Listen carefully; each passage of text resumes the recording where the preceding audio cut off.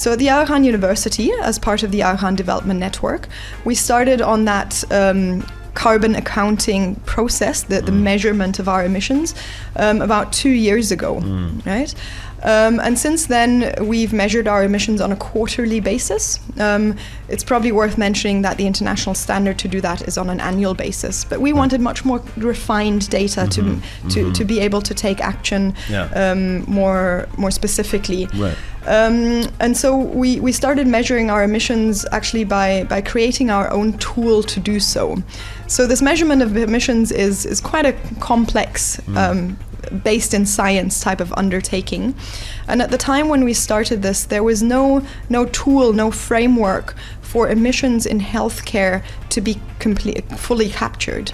So we actually developed our own tool, which is based on the international protocols of how carbon accounting happens. Right. And we also innovated a bit in this tool to say, well, we also want to calculate costs, right? Of what does it cost to make changes and what maybe... Cost to mitigate. Cost to mitigate, but also cost savings, right? Because, for example, when you're saving on energy, you're actually saving cost, right? So there's a cost reduction element to it as well. We also wanted to be able to benchmark. So, for example, understand when we have a fleet of cars or a register of different buildings of infrastructure that we have at AKU, for example, which building is more or less efficient. Right. So knowing all of this now, having done our carbon accounting, we know where the hotspots are. So we know, of course, that energy is our biggest emission source. We know which buildings we should focus on because they're the bigger emitters. We also got some surprises in this process, of course. So, for example, we didn't really expect that the use of anesthetic gases was quite as significant as it is. Really? Anesthetic gases is something that occurs in the healthcare sector quite specifically, right? Other sectors wouldn't have that. Similarly, refrigerant gases, when you top up your AC, that sometimes has to happen, those are refrigerant gases and they're very destructive, right? They're really bad.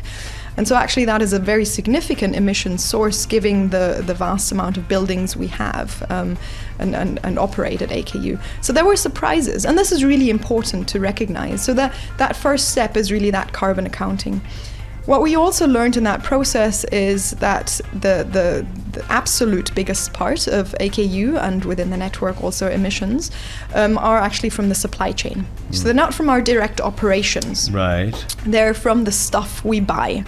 So the obvious stuff we would think about is maybe computers and whatever else, but in a hospital or in an operation that has healthcare in it, like ours, we purchase a lot of pharmaceuticals and surgical equipment, etc. And actually, we purchase quite a lot of it from a lot of different places. So to give you the number, AKU alone has about 5,000 suppliers, right?